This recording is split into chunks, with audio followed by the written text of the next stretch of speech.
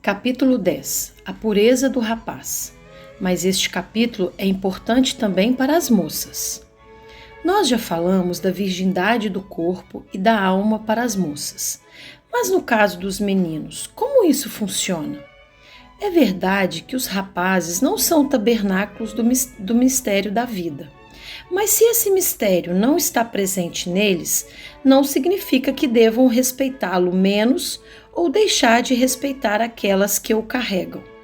O menino não pode se permitir fazer com uma moça ou mesmo com suas irmãs as mesmas brincadeiras e traquinagens que faz com seus colegas.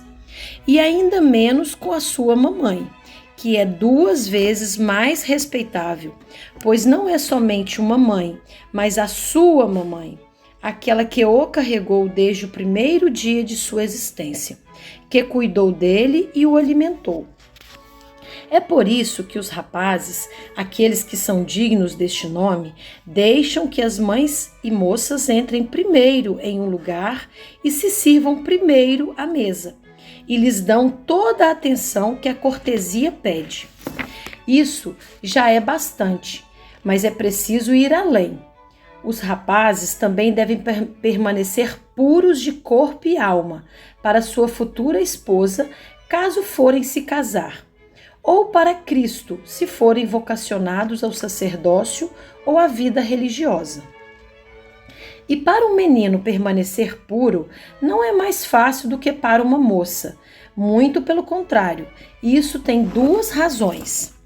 A primeira é que os maus meninos querem bancar os durões e acham que é uma prova de inteligência dizer ou fazer coisas feias e grosseiras, ver fotos e filmes nos quais as mulheres ou os homens fazem coisas abomináveis ou gestos vulgares e impuros. Tudo isso é mais do que uma grande burrice. É pior, pois animais não fazem esse tipo de coisa. Os meninos que fazem isso são perigosos para eles mesmos, pois estragam a própria alma e às vezes o corpo. E para os outros, pois eles atraem para perto de si outros meninos de espírito fraco, que caem na impureza por causa deles. A segunda razão pela qual os meninos têm mais dificuldade de se manterem puros é que eles passam de uma maneira diferente das moças por transformações em seu corpo e pequenas inconveniências que vêm com a puberdade. É a idade a partir da qual um menino vira um rapaz que poderá eventualmente ser papai.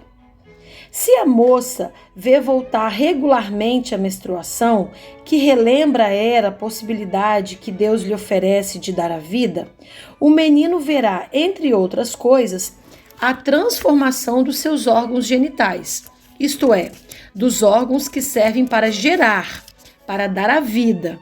De tempos em tempos, seu pênis ficará rígido. Isso se chama ereção. E é o que permitirá que ele se torne pai, ao depositar com seu órgão assim enrijecido milhões de espermatozoides na vagina de sua esposa, no belíssimo ato de amor reservado por Deus aos esposos. Essa ereção ocorre por um afluxo de sangue no órgão, que é constituído de tecidos, o material que nossa carne é formada, esponjosos. Tecidos esponjosos.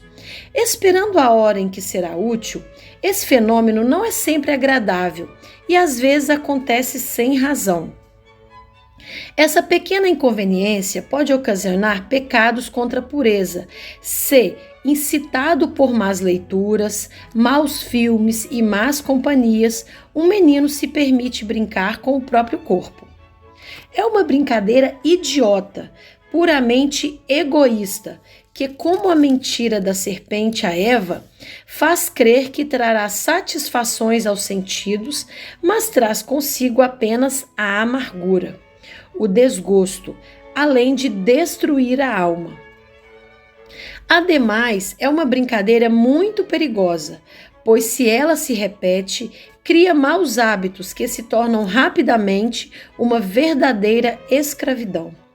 O mal chega à alma disfarçado de amigo, mas se instala como um tirano. E então a alma torna-se como uma pedra.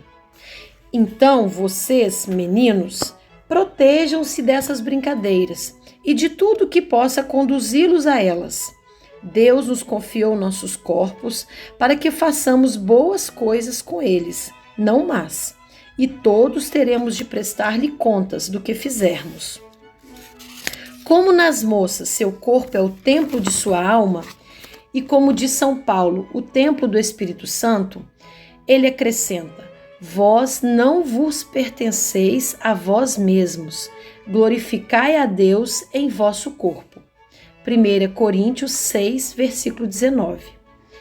Vocês, meninos, não pensem que se pode sujar a alma e depois limpá-la com detergente. As imagens, as palavras, os gestos impuros poluem a alma por muito tempo.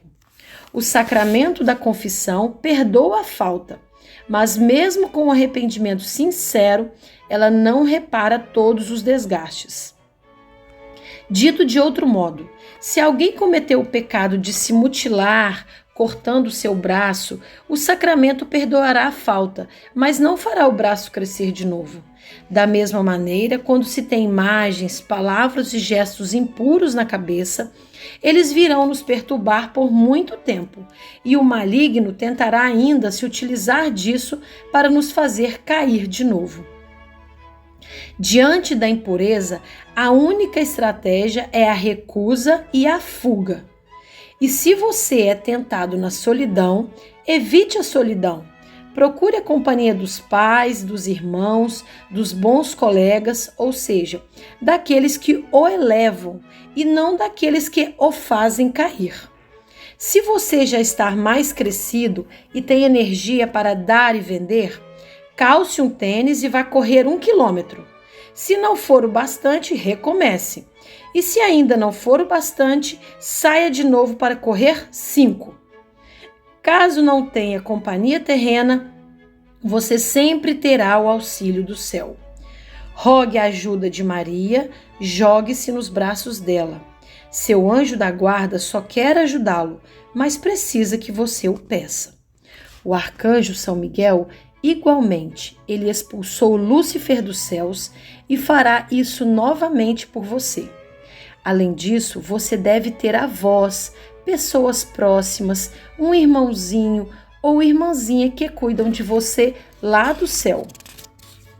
E vocês, moças, ajudem os meninos com recato nas roupas e com a clareza de seu olhar que traduz sua alma. Mostrem aos meninos que o seu afeto não vai para aquele que é o mais grosseiro ou que banca o durão, mas para aqueles que miram o alto e buscam a pureza. Também reze por aquele que você ainda não conhece, mas que será um dia seu marido, se essa for a vontade de Deus. Ele está sujeito a esse combate, pois todos os meninos estão, e ele já precisa de sua ajuda. Oração ao Santo Anjo da Guarda. Santo Anjo do Senhor, meu zeloso guardador, se a ti me confiou a piedade divina, sempre me rege, me guarda, me governa, me ilumina. Amém. Oração a São Miguel Arcanjo. São Miguel Arcanjo, defendei-nos no combate. Sede nosso refúgio contra as maldades e as ciladas do demônio. Ordene-lhes Deus, instantemente o pedimos.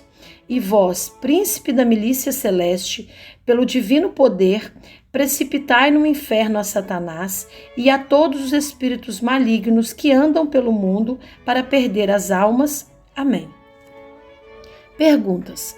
Como os rapazes podem agir com cortesia diante das moças e das mamães? Por que é preciso ser cortês? Você evita a convivência com colegas grosseiros e que se alegram com histórias e coisas feias? O seu corpo pertence a você? Quem lhe o deu? Você pode fazer com ele tudo o que lhe vier à cabeça? Por quê? Quem é São Miguel? O que ele fez? O que ele pode fazer por cada um de nós? Você já pensou em pedir a seu anjo da guarda que cuide de você.